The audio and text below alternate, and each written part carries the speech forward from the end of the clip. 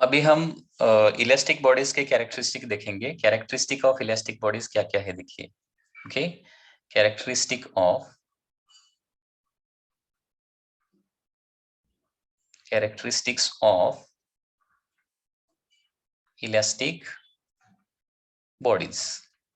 Okay, first property of or first characteristic of elastic body according to definition is that they can regain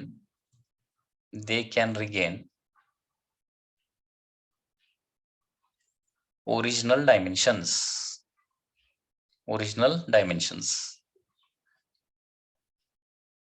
मतलब force apply करने के बाद क्या हो जाएगा, उसका डायमेंशन चेंज हो जाएगा। डायमेंशन मतलब क्या होता है, लेंथ, रेडियस, डायमीटर, ये चेंज होता है फोर्स अप्लाई करने के बाद। एंड फोर्स रिमूव करने के बाद वो ओरिजिनल डायमेंशन रिगेन कर सकती है। Okay, second characteristic is that they resist change in dimension. They resist change in dimension. तो इसका मतलब क्या होता है, ये इजीली डायमेंशन उसका चेंज नहीं करता है, उसके लिए हमें फोर्स लगाना पड़ता है। Okay, and generally large force लगाना पड़ता है। ओके, तो लार्ज फोर्स लगाने के बाद ही उसका डायमेंशन चेंज होता है। इसका मतलब क्या है, उसके अंदर एक अपोजिशन रहता है, अपोजिशन टू चेंज रहता है। ओके, वो अपोजिशन टू चेंज क्या करता है, it opposes the change in dimension. Okay, after that internal restoring force is present inside the elastic bodies.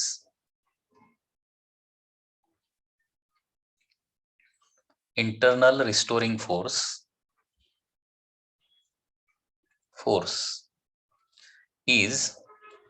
is present inside elastic bodies। Internal restoring forces present inside the elastic bodies. तो इसका meaning क्या होता है, अभी देखिए internal मतलब it is internal to the solid. Solid के अंदर रहेगा, एटम के बीच में रहेगा, and therefore it is called as internal. Okay, it exist between the atoms of the solid और it exist between the molecules of that solid. इसको restoring क्यों बोला जाता है, इंटरनल क्यों बोला जाता है, because it is internal, atom और मॉलिक्यूल के बीच में रहता है। रिस्टोरिंग क्यों बोला जाता है, because it helps to restore original dimensions। okay, it helps to restore original dimension and इसीलिए उसको बोलते हैं internal restoring force. Actually internal restoring force क्या होता है, इंटरमॉलिक्यूलर फोर्स होता है। इंटरमॉलिक्यूलर फोर्स मतलब दो मॉलिक्यूल के बीच में जो फोर्स रहेगा ना, उसको बोलते हैं इंटरनल रिस्टोरिंग फोर्स। इसके बारे में बाद में हम डिटेल में थोड़ा सा स्टडी करेंगे। मतलब elastic body original dimension regain क्यों करती है, due to this internal restoring force only. अगर इंटरनल रिस्टोरिंग फोर्स है तभी वो ओरिजिनल डायमेंशन रिगेन करेगी। अगर ये फोर्स नहीं है उसके अंदर तो ओरिजिनल डायमेंशन वो रिगेन नहीं कर पाएगी। Okay, and fourth characteristic is that the deformation is temporary. The deformation is temporary. Okay, तो इलास्टिक बॉडीज में जो डिफॉर्मेशन रहेगा ना, वो टेम्पररी डिफॉर्मेशन रहेगा, परमानेंट डिफॉर्मेशन नहीं होता है। टेम्पररी डिफॉर्मेशन मतलब जब फोर्स अप्लाई करते हैं तो डिफॉर्मेशन क्रिएट होता है, फोर्स रिमूव करने के बाद डिफॉर्मेशन निकल जाता है, उसको बोलते हैं temporary deformation. So these are the characteristic of the elastic bodies. तो अभी हमने इलास्टिसिटी स्टडी किया, उसके बाद इलास्टिक बॉडीज स्टडी किया। अभी इलास्टिसिटी का एक अपोजिट वर्ड है, एक अपोजिट प्रॉपर्टी है, उसको बोलते हैं plasticity. So let's study this property, that is plasticity. Okay, अभी elasticity क्या होता है, when force is applied body gets deformed and when force is removed body regains original shape and size, उसको बोलते हैं elasticity। तो प्लास्टिसिटी क्या हो जाएगा, उसका अपोजिट, मतलब फोर्स लगाने के बाद डिफॉर्मेशन प्रोड्यूस हो जाएगा। फोर्स अप्लाई करने के बाद डिफॉर्मेशन प्रोड्यूस होता है, लेकिन फोर्स रिमूव करने के बाद original shape and size body regain नहीं करती है। Okay, the shape that is given that remains as it is, उसको बोलते हैं प्लास्टिसिटी। ओके, तो इसका डेफिनेशन क्या आ जाएगा, the property due to which property due to which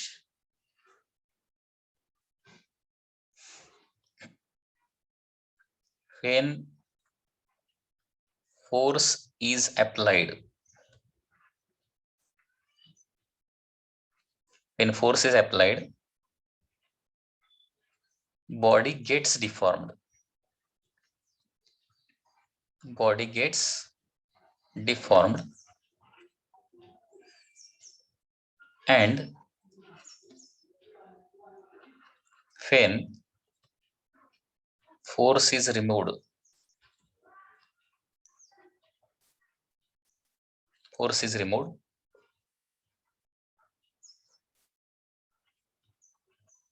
body doesn't regain,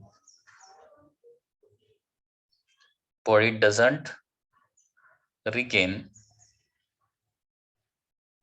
original dimensions, original dimensions, okay, is called as plasticity.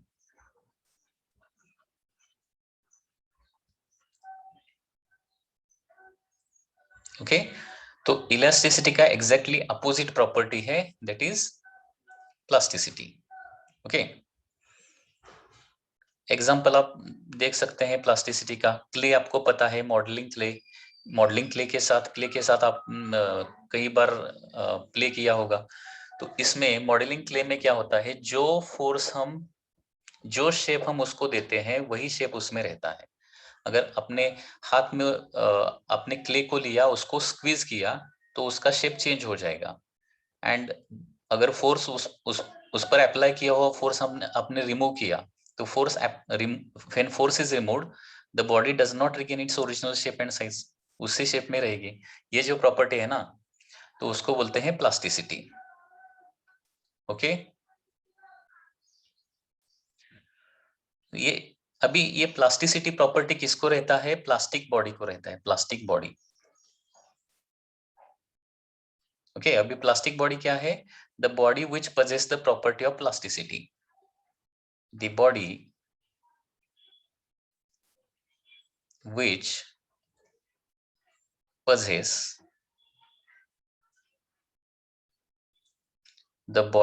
possess property of plasticity is called as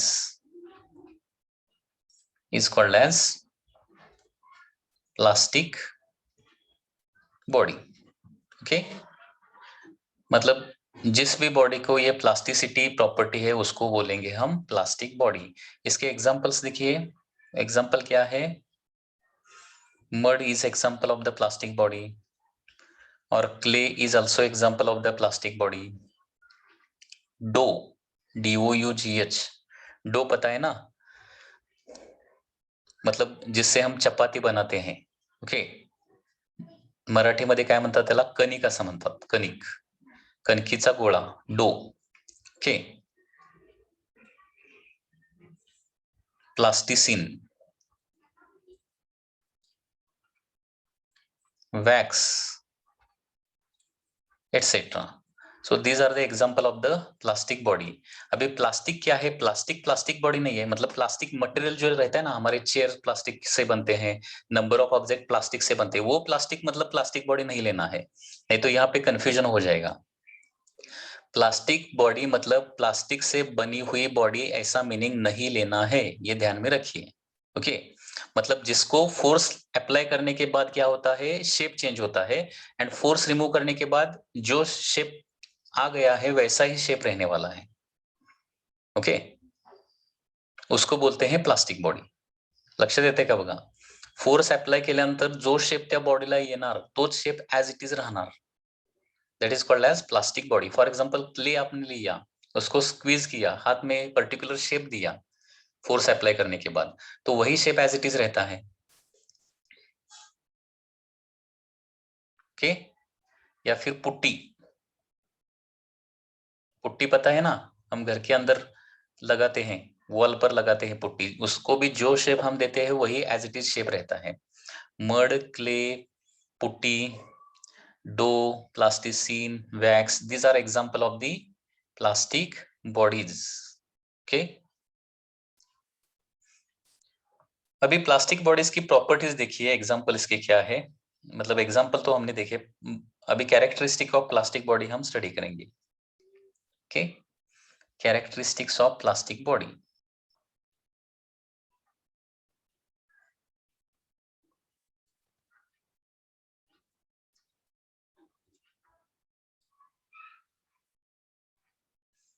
characteristic of the plastic body. First characteristic, जैसे elastic bodies के properties है उसी तरह से exactly opposite क्या रहेंगे, plastic body के characteristic रहेंगे. दैट इज, इलास्टिक बॉडी क्या करती है, ओरिजिनल डायमेंशन रिगेन करती है, लेकिन प्लास्टिक बॉडी ओरिजिनल डायमेंशन नहीं रिगेन करेगी. तो that is the first characteristic, they can not regain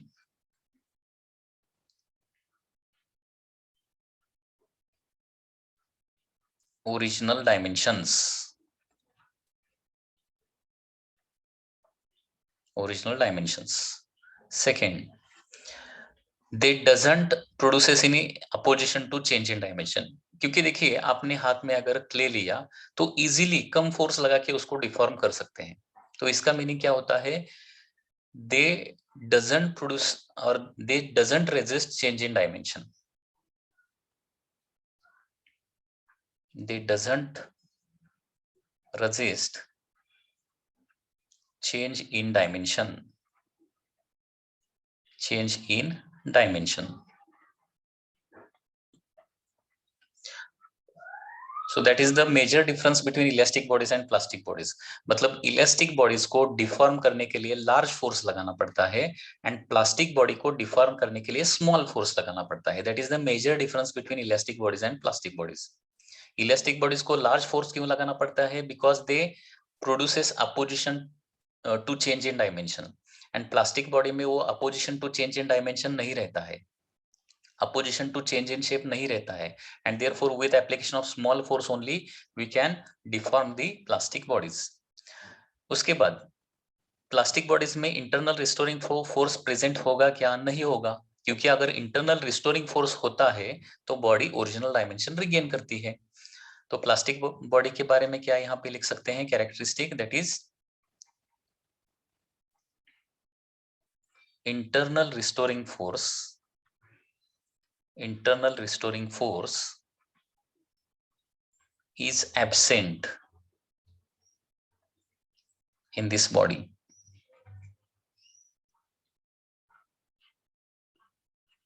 Okay, internal restoring force is absent in this body, and यहाँ पे जो deformation रहेगा, deformation is permanent.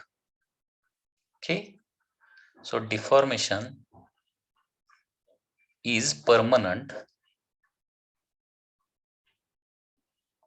in this body, in the plastic body. Okay, so these are the example of the these are the characteristics of the plastic body. Okay,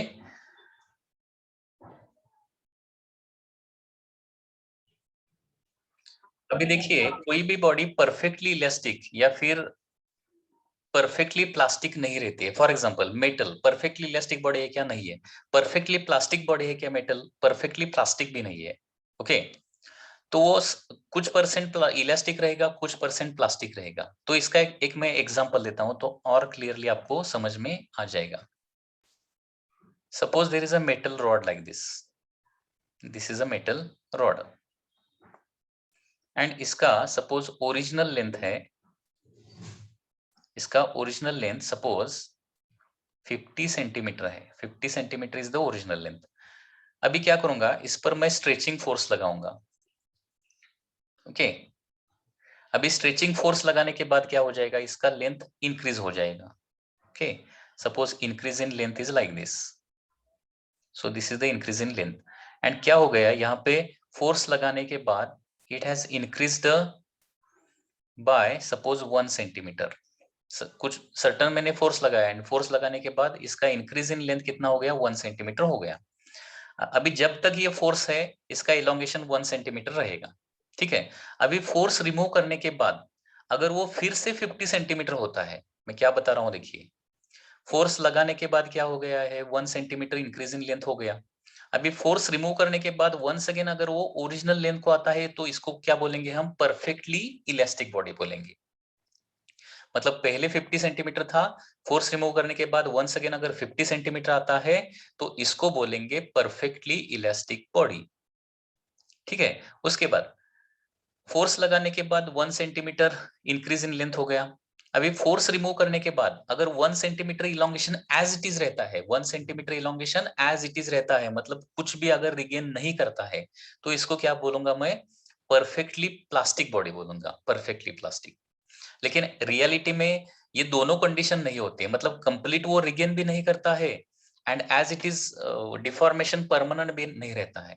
तो इसमें suppose अभी क्या हो गया, फोर्स लगाने के बाद इलोंगेशन 1 सेंटीमीटर का हो गया और फोर्स रिमूव करने के बाद सपोज इसका लेंथ, नहीं तो इस तरह से लिखता हूं, फोर्स अप्लाई करने के बाद इसका लेंथ हो गया 51, ओरिजिनल कितना था 50 था, व्हेन फोर्स इज अप्लाइड 51 हो गया एंड फोर्स रिमूव करने के बाद सपोज इसका लेंथ होता है 50.2 सेंटीमीटर।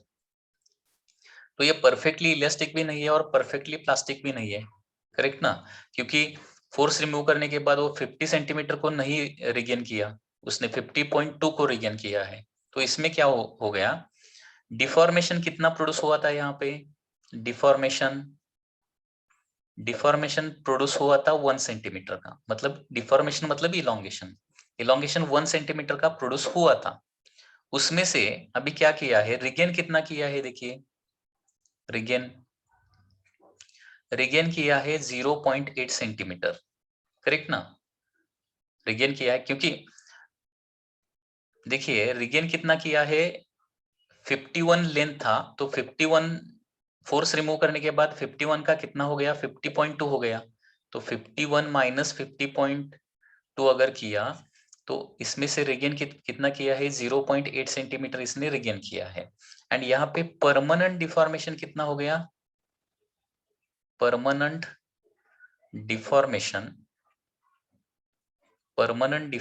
कितना हो गया है यहाँ पे, 0.2 सेंटीमीटर का परमानेंट डिफॉर्मेशन हो गया, करेक्ट ना। पहले तो 50 था, फाइनली फोर्स रिमूव करने के बाद भी वो कितना बच गया है, 50.2 बच गया है, तो परमानेंट डिफॉर्मेशन 0.2 का हो गया है। समझ में आ रहा है ना मैं क्या बोल रहा हूँ।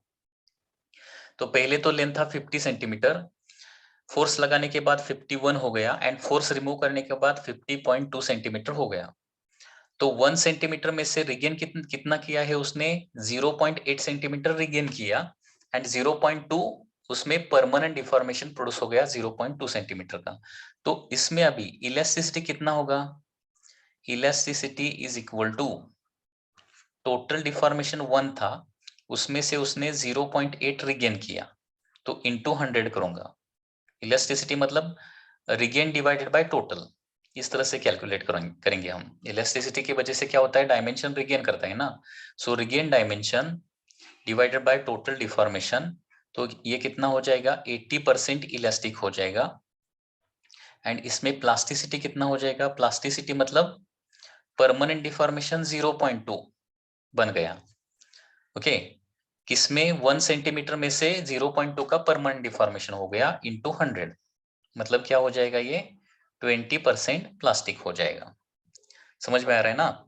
तो 1 सेंटीमीटर का इलोंगेशन प्रोड्यूस किया, उसमें से 0.8 सपोज फोर्स रिमूव करने के बाद 0.8 रिगेन करता है एंड 0.2 सेंटीमीटर का उसमें परमानेंट डिफॉर्मेशन प्रोड्यूस होता है।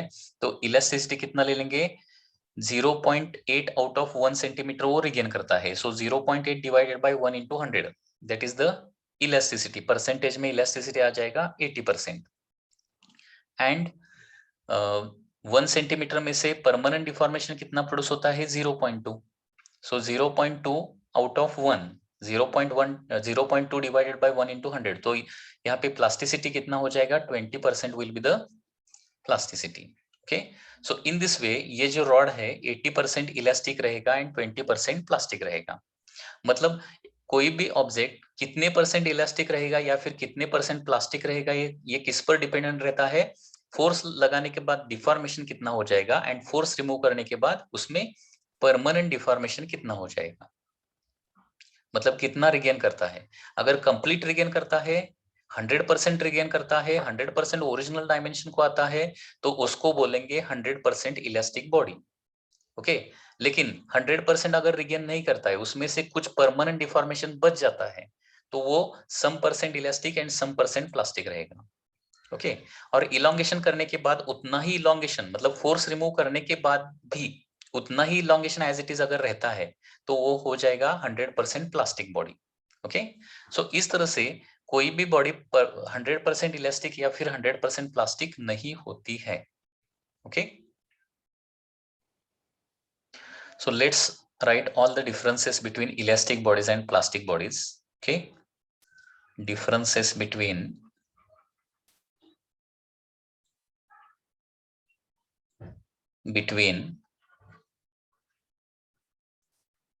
elastic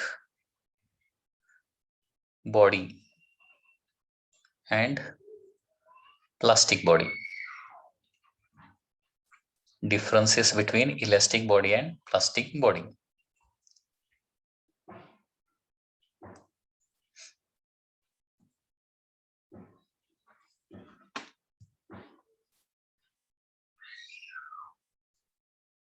तो यहाँ पे फर्स्ट कॉलम रहेगा इलास्टिक बॉडी का, elastic body, and second is the second column रहेगा plastic body. Okay, so first difference, elastic body can regain original dimension, can regain original dimension. Okay, plastic body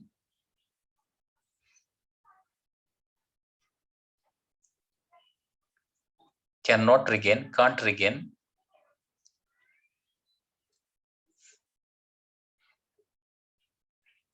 original dimensions. Okay, so this is the first difference. Second,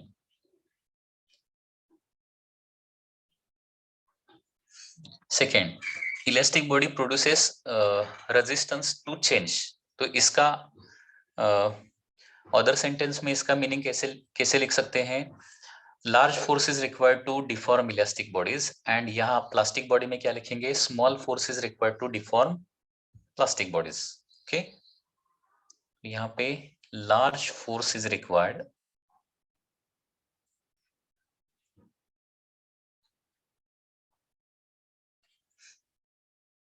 to deform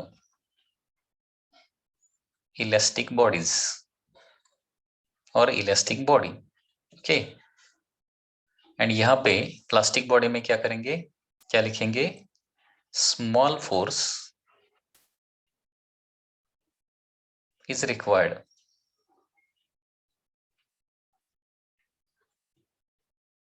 to deform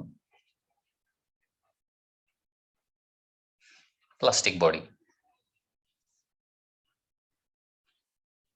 okay, उसके बाद third difference, elastic body में internal restoring force present होता है, plastic body में internal restoring force present नहीं होता है। Okay, सो यहां पे लिखेंगे internal restoring force is present,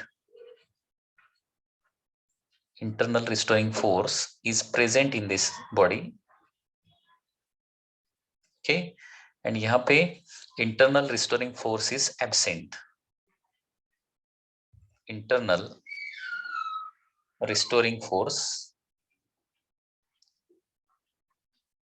internal restoring force is not present, that is absent.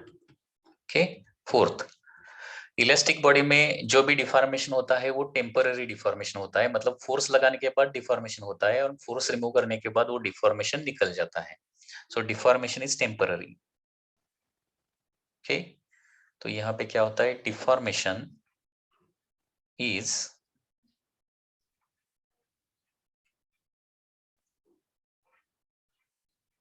Temporary, and यहाँ पे डिफॉर्मेशन क्या होता है, परमानेंट होता है। Deformation is permanent. ओके, उसके बाद और भी यहाँ पे एक डिफरेंस लिख सकते हैं, दैट इज इलास्टिक बॉडीज में स्ट्रेस प्रोड्यूस होता है, तो प्लास्टिक बॉडी में स्ट्रेस नहीं प्रोड्यूस होता है। अभी स्ट्रेस क्या है? Stress is the internal restoring force, internal restoring force per unit area होता है। ये बाद में हम डिटेल में स्टडी करने वाले हैं। स्ट्रेस मतलब क्या होता है? Stress is the internal restoring force divided by area. तो जिसमें इंटरनल रिस्टोरिंग फोर्स होता है उसी में ही स्ट्रेस होता है। तो इंटरनल रिस्टोरिंग फोर्स किसमें होता है? इलास्टिक बॉडीज में होता है। प्लास्टिक बॉडी में इंटरनल रिस्टोरिंग फोर्स प्रेजेंट नहीं होता है, and therefore stress is present inside the elastic body only, और stress is produced in the elastic body only. Plastic body में stress produce नहीं होता है। Okay, stress is produced in this body,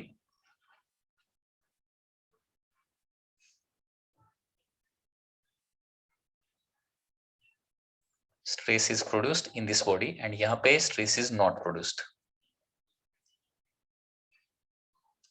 stress is not produced in this body। और इसके बाद sixth difference can also be there, and sixth difference is related to the examples। okay, तो elastic body के once again यहाँ पे example लिखता हूं। Elastic bodies के एग्जांपल क्या है?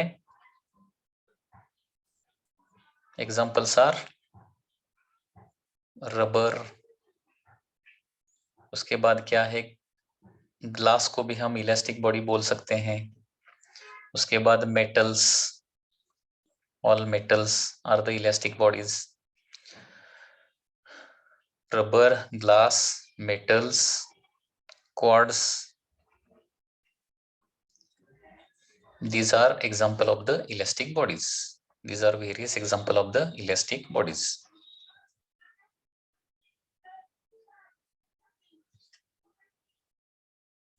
ओके, एंड यहाँ पे प्लास्टिक बॉडी के एग्जांपल क्या रहेंगे? प्लास्टिक बॉडीज ये भी आप डिफरेंस में लिखने वाले हैं, कॉलम में लिखने वाले हैं। Plastic bodies are clay, wax, putty, plasticine,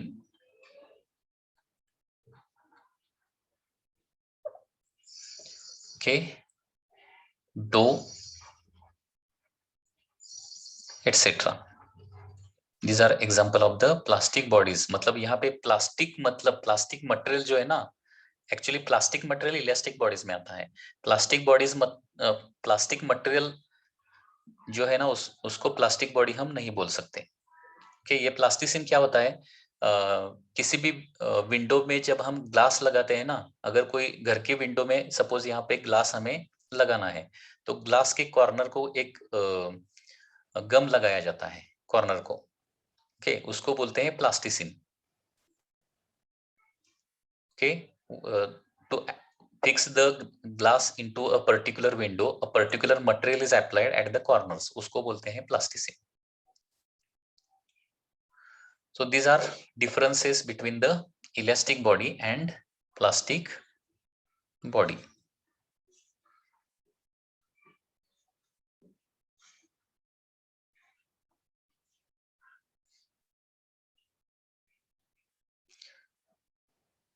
तो यहाँ पे क्वेश्चन कैसे आ सकते हैं नीट या फिर जेई या फिर सीईटी में? यहाँ पे which of the following is example of the elastic body, और which of the following is the example of the plastic body। okay, which of the following is not the characteristic of elastic body, or which of the following is the elastic of the characteristic of the plastic body। तो इस तरह से यहाँ पे MCQ इस theory पर पूछे जा सकते हैं। ओके, तो ये ध्यान में रखिए।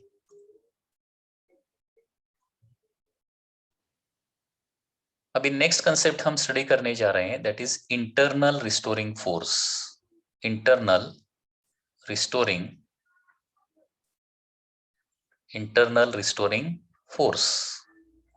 ओके, इसका डेफिनेशन अभी देखिए क्या है। इंटरनल रिस्टोरिंग फोर्स का definition, the force which is internal to the body, the force which is internal to the body and helps to regain original dimension of the body is called as internal restoring force. Definition देखिए, the force which is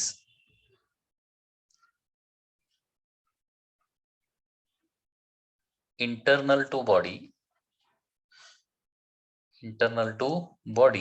and helps to regain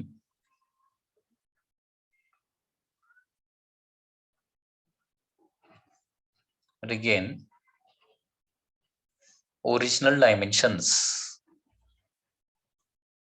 helps to regain original dimensions is called as internal restoring force, internal restoring force. Okay, तो यहाँ ये internal restoring force क्या करता है, original dimension को regain करता है। मतलब अगर कोई बॉडी ओरिजिनल डायमेंशन रिगेन करती है तो इसका मीनिंग क्या होता है, उस बॉडी में इंटरनल रिस्टोरिंग फोर्स प्रेजेंट होना चाहिए। अगर इंटरनल रिस्टोरिंग फोर्स प्रेजेंट है तभी बॉडी ओरिजिनल डायमेंशन रिगेन कर पाएगी। अगर इंटरनल रिस्टोरिंग फोर्स वहां पे नहीं है तो वहां पे परमानेंट डिफॉर्मेशन प्रोड्यूस हो जाएगा। ओके, तो इंटरनल रिस्टोरिंग फोर्स इंटरनल रहता है, मतलब कहां पे रहता है, it present between the two atoms और two molecules of the substance. Okay, it acts between two atoms or two molecules of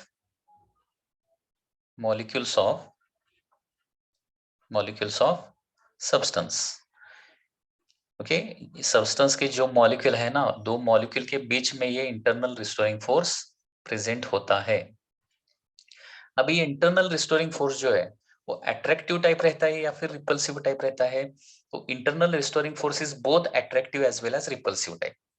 okay, it is both attractive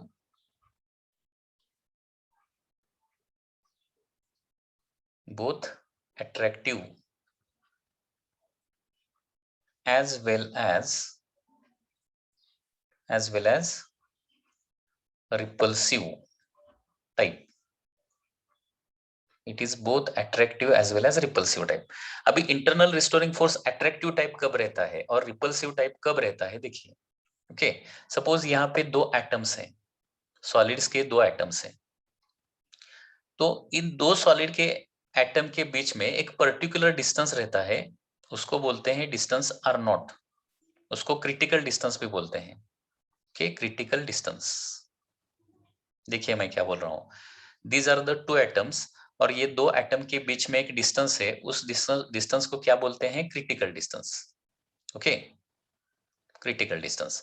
अब ये क्रिटिकल डिस्टेंस क्या होता है, जब दो एटम के बीच में एग्जैक्टली इतना डिस्टेंस होता है तब उसमें दो मॉलिक्यूल के बीच में या फिर दो एटम के बीच में अट्रैक्शन भी नहीं रहता है या फिर रिपल्शन भी नहीं रहता है।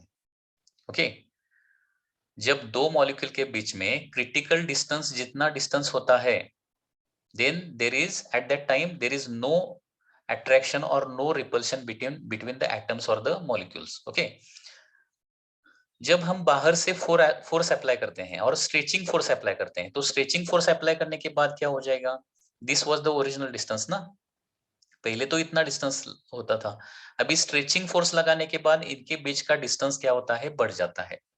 That is when distance between two atom become more than critical distance, जब उनके बीच का डिस्टेंस क्रिटिकल डिस्टेंस से ज्यादा होता है, this much is the critical distance ना, क्रिटिकल डिस्टेंस से ज्यादा डिस्टेंस उनके बीच में जब होता है ना, तो क्या होता है, उस at that time attraction is produced, attraction between two molecules is produced, and due to this attraction क्या होते हैं, जब फोर्स लगाते हैं तो मॉलिक्यूल दूर जाते हैं, स्ट्रेचिंग फोर्स लगाने के बाद क्या हो जाएंगे, मॉलिक्यूल एक दूसरे से दूर जाएंगे, तब क्या हो जाएगा, वहां पे अट्रैक्शन प्रोड्यूस हो जाएगा। एंड जब हम डिफॉर्मिंग फोर्स रिमूव करते हैं तब क्या होता है, due to this attraction the molecule again come to their original distance, that is critical distance. जब हम कॉम्प्रेसिव फोर्स लगाते हैं, ये हो गया स्ट्रेचिंग फोर्स, जब हम कॉम्प्रेसिव फोर्स लगाते हैं उस पर, तो क्या होता है, दो मॉलिक्यूल के बीच का डिस्टेंस क्या होता है, क्रिटिकल डिस्टेंस से कम होता है। And when distance is less than critical distance, उनमें क्या हो जाएगा, रिपल्शन क्रिएट हो जाएगा, रिपल्शन। जब तक उनके बीच में distance less than critical distance रहेगा तब तक उनमें रिपल्शन रहेगा। अभी बाहर का फोर्स रिमूव किया तो क्या होता है, due to this repulsion again molecule come to their original distance, that is critical distance. मतलब ये अंडरस्टैंड कीजिए, internal restoring force is present due to this critical distance. Okay, समझ में आ रहा है ना? जब दो मॉलिक्यूल के बीच में क्रिटिकल डिस्टेंस रहता है, जब दो मॉलिक्यूल के बीच में क्रिटिकल डिस्टेंस रहता है तब उनके बीच में अट्रैक्शन भी नहीं रहता है या फिर रिपल्शन भी नहीं रहता है। जब दो मॉलिक्यूल के बीच का distance more than critical distance बनता है तब उनमें क्या प्रोड्यूस हो जाएगा, अट्रैक्टिव फोर्स बन जाएगा। एंड जब दो मॉलिक्यूल के बीच का distance less than critical distance बन जाएगा तो उनमें क्या बनेगा, उनमें रिपल्शन बनेगा। And due to this attraction and repulsion only they can regain original dimension. Okay, तो इस तरह से इंटरनल रिस्टोरिंग फोर्स का कंसेप्ट है। ओके, तो यहाँ पे देखिए, when distance between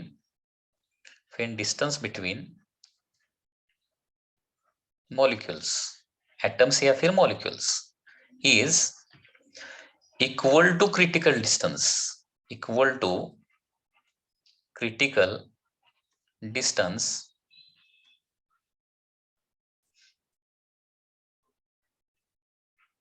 then there is neither attraction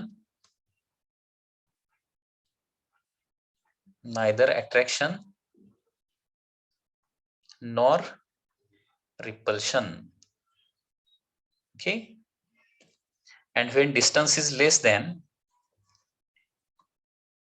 okay, when distance क्या होता है, when distance is less than critical distance,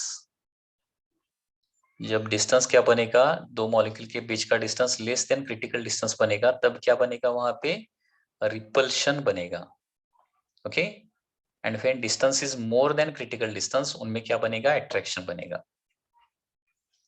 और फिर क्या हो जाएगा, distance between two molecules is more than critical distance,